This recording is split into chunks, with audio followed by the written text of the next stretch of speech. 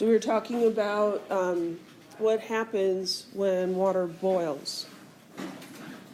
And we can graph, where's my pointer? The temperature as a function of how much heat we've added to the water. And so what we observe is you're starting out at, say, 20 degrees Celsius, and as you add heat, the temperature goes up. This makes sense. When we get to 100 degrees Celsius, the water begins to boil. Now, all the heat that we add is taken away by the warmest molecules, the highest energy molecules going into the gas state. Remember, it's an average kinetic energy that's related to temperature, so some are hotter than others. Not really hotter, but they're moving faster. They have more kinetic energy. So the highest energy ones are leaving, and so that's where all the added heat is going. And so the temperature remains constant until all of the water has turned into a gas. At that point, if you keep adding heat to that gas, the temperature will go up again. Any questions about that?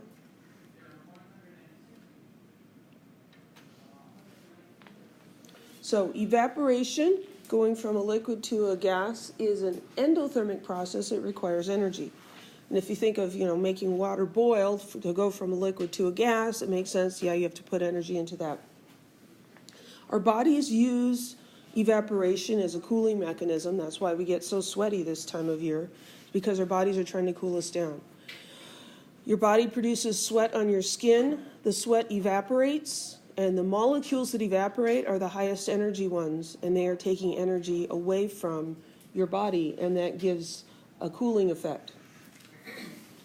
Here in the valley, where the air is generally quite dry, sweating works really well to cool you down, especially if there's a little bit of a breeze. When the humidity is high, there's a lot of water molecules already in the air, and so evaporation does not proceed as fast, and sweating doesn't do much good. I grew up in the Midwest, and I did some time in North Carolina as well in grad school. Very, very humid. So you go outside and you start sweating, and it just kind of rolls down your skin, drips off your nose. It doesn't help much because it doesn't evaporate very quickly, and it's just really kind of miserable.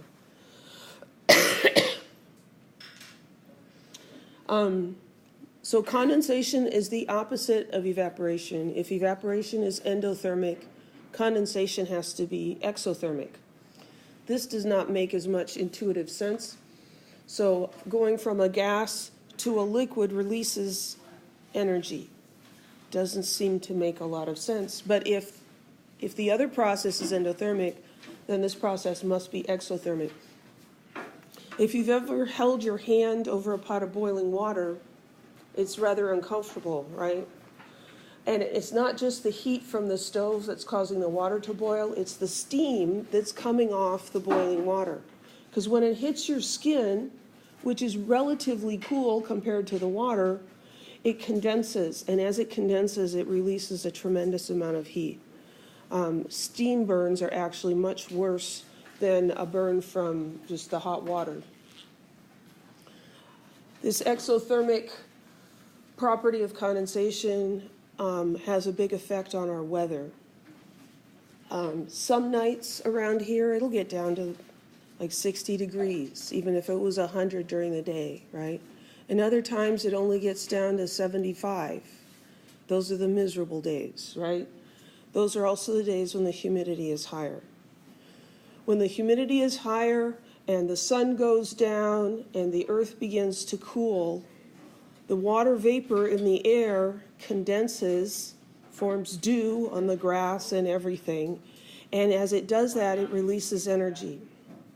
And that causes the temperature not to fall as much.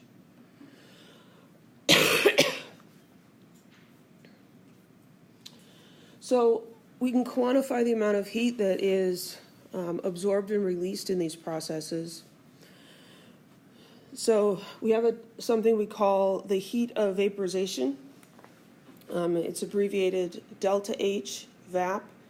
So this is actually an enthalpy, but you can think of it as heat. Delta means change. So it's the change in heat when something evaporates or vaporizes. It's defined as the amount of heat required to vaporize 1 mole of liquid. So if we look at water at its normal boiling point, which is 100 degrees Celsius, the energy needed to take that water from a liquid to a gas is 40.7 kilojoules. The positive sign here tells us this is an endothermic process.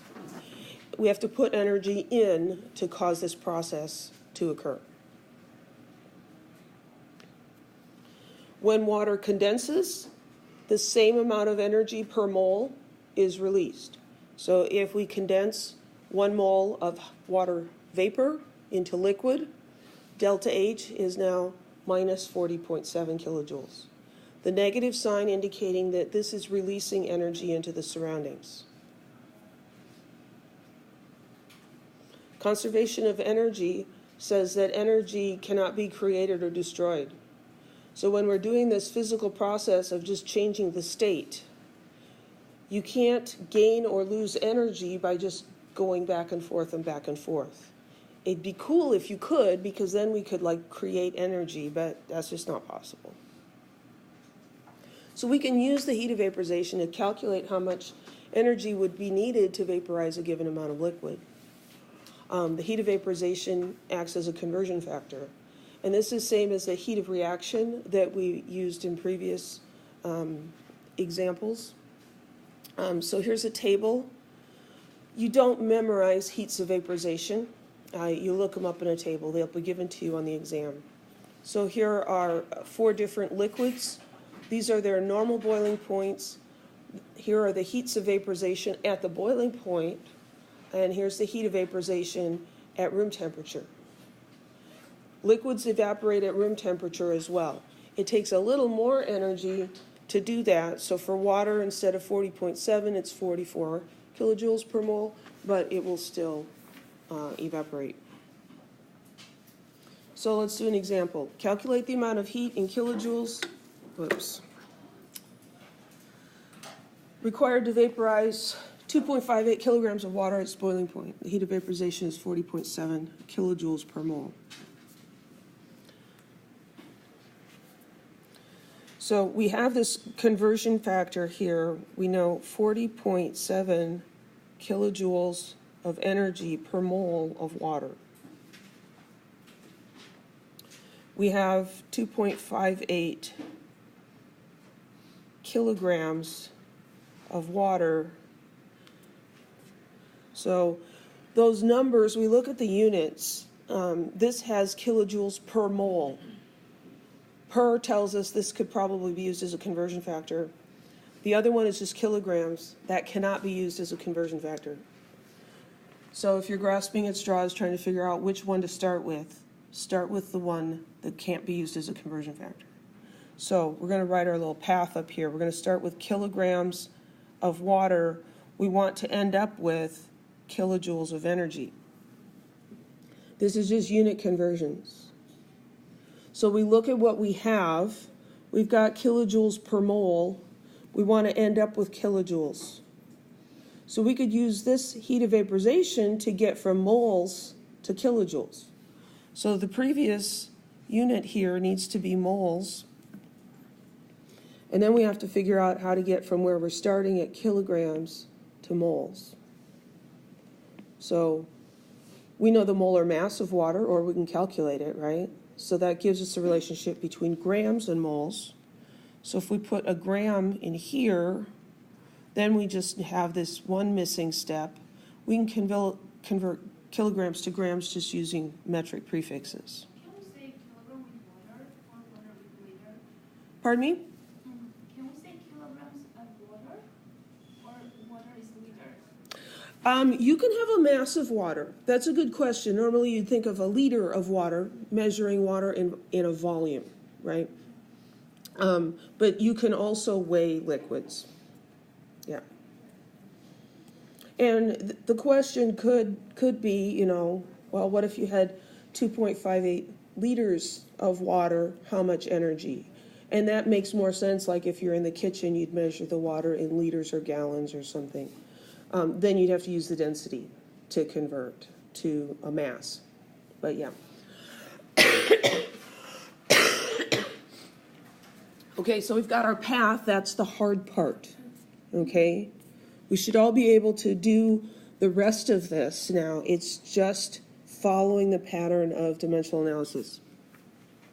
So I've got my 2.58 kilograms of water. I look at my path, it's got 3 arrows, so I need 3 fractions.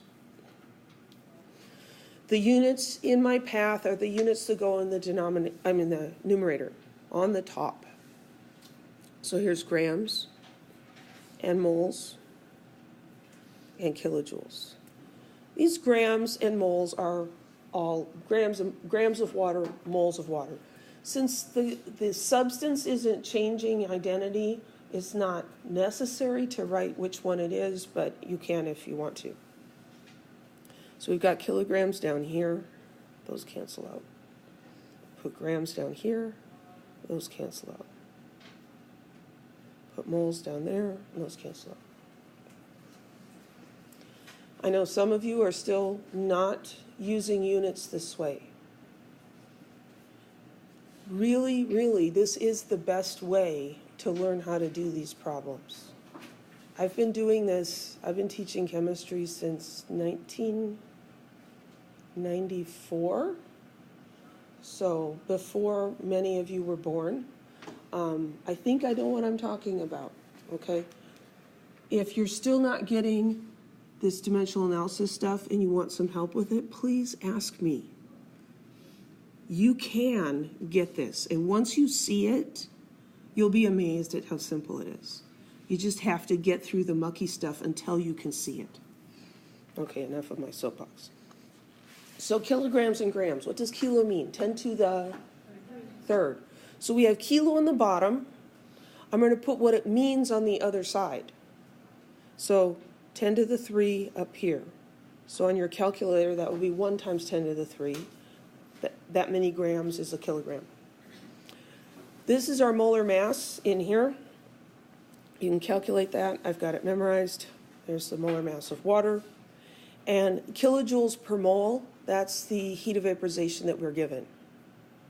40.7 kilojoules per mole.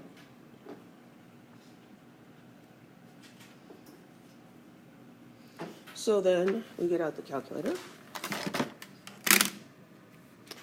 2.58 times 1 EE3 divided by 18.02 times 40.7. And I get a big number, 5827, and a bunch of decimal places. So I'm going to look at significant figures so I know how many digits I should write down. This number has 3, that's exact. This is 4, that's 3. So my answer should have 3 significant figures. So I'm going to write down 2 extra ones. The unit is kilojoules. My last significant figure is in the tens place, so I need to be careful when I round this. This is 5,827.1. When I round it, I can't round it to 583, right? That's changing the overall size of it by a factor of 10. We can't do that.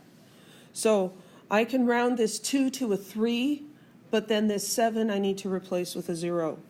So I can do this 5830 kilojoules. That's okay. The better thing to do is to put this into scientific notation. So I would put the decimal point after the first non-zero digit. So I go 5.8, and then this one's the last digit I'm going to keep. That 2, because of the 7, rounds up to a 3. There are my 3 significant figures. Times 10 to the, and I look at how many places did I move the decimal point. Moved it 1, 2, 3 places. My exponent is a 3. I look at the size of this number. That's a big number. 5,000 is a big number, right? So I have positive feelings for big paychecks, right? So it's a positive exponent. Some of you are still getting your the sign on your exponents mixed up. So either of those is an acceptable answer. Any questions?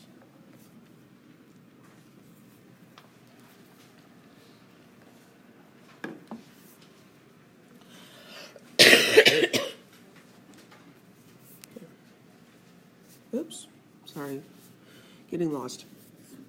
Okay, here's one that's a little more complicated. A drop of water weighing 0.48 grams condenses on the surface of a 55-gram block of aluminum that is initially at 25 degrees Celsius. If the heat released during condensation goes only toward heating the metal, what's the final temperature in Celsius of the metal block? The specific heat capacity of aluminum is 0.903 joules per gram degree Celsius. So what's going on here? There's a whole bunch of numbers. This is one where it might be a good idea to draw a picture. So you're going to be treated to another one of my bad drawings. So we have a block of aluminum, right? So I'm going to draw a block of aluminum. Aluminum is, silvery colored, right? So there's the block of aluminum. What do we know about the block of aluminum?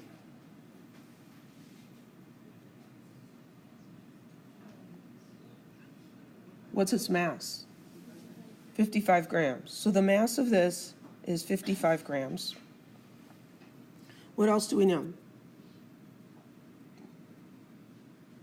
Block of aluminum that is initially at 25 degrees Celsius. So its starting temperature is 25 degrees Celsius. So the initial temperature is 25 degrees Celsius. What else is going on here? We have a drop of water. Water is blue, right? It actually is blue. So we've got a drop of water. It's kind of wobbly because I haven't had enough caffeine yet. So there's our water. What do we know about the water? It weighs 0.48 grams, so the mass of the water is 0.48 grams. Let me put that on the other side. That's too squishy. Mass is 0.48 grams. And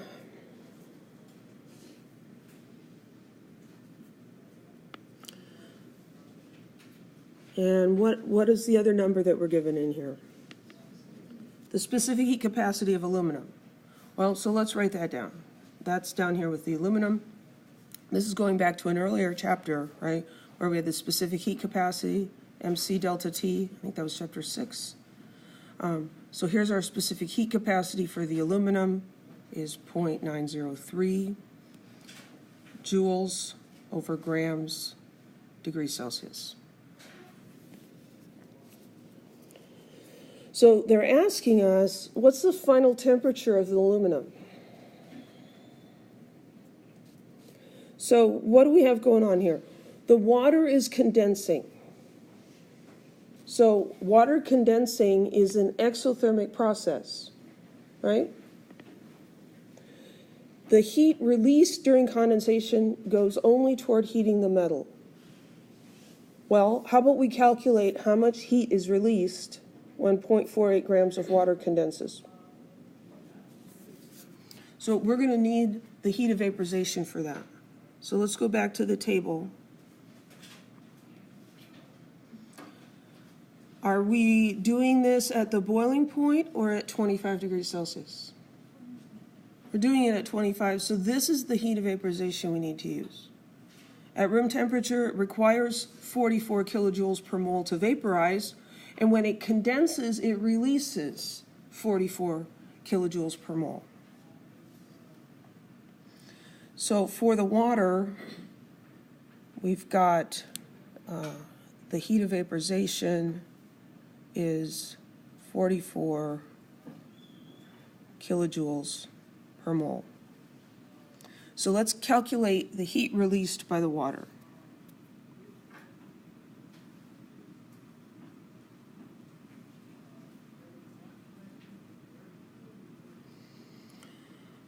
So we're starting out with 0.48 grams of water, and we need to get to energy.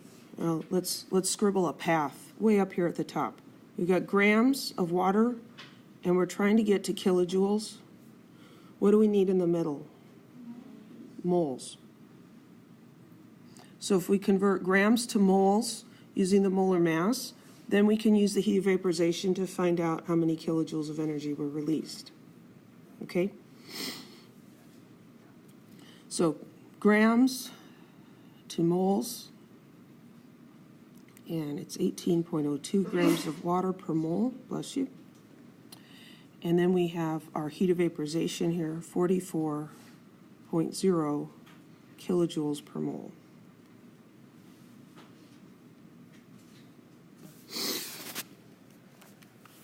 So 0.48 divided by 18.02 times 44. I want to make sure that I have enough digits. It's better to keep too many than not enough. So I always check my sig figs here. This says 2, 4, and 3. So that says I'm keeping a minimum of 2, but I'm going to keep 2 extras. So 1.1, and then 2 extras would be 7.2 kilojoules. So that's the energy that's released by the water. Where does that heat go? It goes towards heating the aluminum, okay? So do these letters spark any sort of a memory in your head of an equation that we learned? Yeah, we have the initial and the final, and there's a Q in there. Q equals MC delta T, right?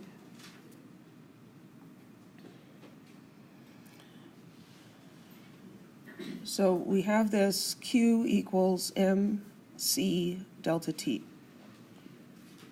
where T is the final minus initial. What is Q? Heat, right? Q is the heat energy, M is the mass of the thing, C is the specific heat capacity, and delta T is the change in temperature. So if this is the amount of heat that goes into the aluminum, that must be the Q, right? So this number we just calculated, that is Q. We've got M, we've got the specific heat capacity. We have one of the temperatures, but we've got delta T in this equation. We know what Q is, we know what M is, we know what C is. Could we solve for delta T? Sure we could. So let's rearrange this equation. I want delta T by itself, so I'm going to divide by M and divide by C to make those go away. If I do that to one side, I have to do it to the other side. So delta T equals Q over the mass times the specific heat capacity. Well, what's Q? Q is 1.172 kilojoules. The mass is 55 grams. The specific heat capacity is 0.903 joules per gram degrees Celsius. So check out the units. The grams cancel. Kilojoules do not cancel joules, do they? Maybe we wish they would cancel, but we can't do wishful unit canceling. So you can take this out and convert it. Or we could say, well, there's this K in here. I know what K means. K means 10 to the third. So I'm going to just erase the K, and instead of writing K, I'm going to write what it means, 10 to the third joules. So we can actually sneak that conversion in there. If that doesn't make sense to you, do it the other way.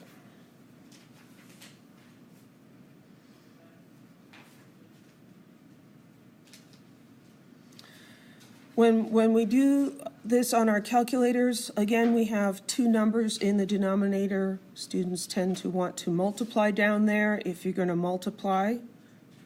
And I know why you want to multiply, because it is multiplied. But you have to communicate to your calculator that you're dividing by both of those numbers. So put parentheses around them before you multiply. So 1.17 1.172. 1.172 EE3 divided by open parentheses, 55 times 0.903, close the parentheses, equals. And my sig figs tell me I should have 2, but I'm going to keep a couple extras. So I'm getting 23.59, and the unit there is degrees Celsius.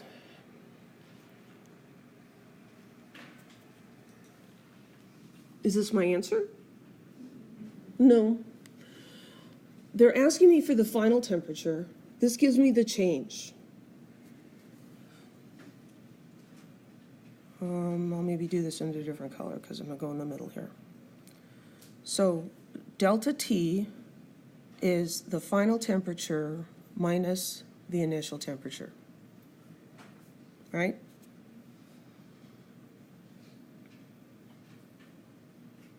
There's a couple of ways you can think about this. I'm just going to do the math way. Oops.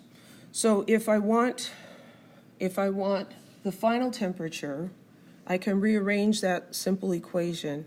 The final temperature is equal to the change in temperature plus the initial temperature. Or you can do more of a thinking method. You can say, well, it started at 25. We put heat into it. It should get warmer. The change was 23.59. I should add that to the initial temperature. Yeah, 23.59 plus the 25. And that is what, 48.59. We're adding, and we have uncertain digits in the ones place, and so we're going to round that to 49 degrees Celsius.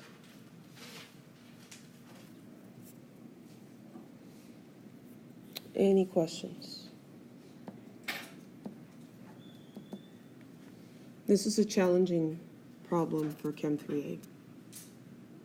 You can pass the class without being able to do this problem. If you want an A in the class, you should figure this one out.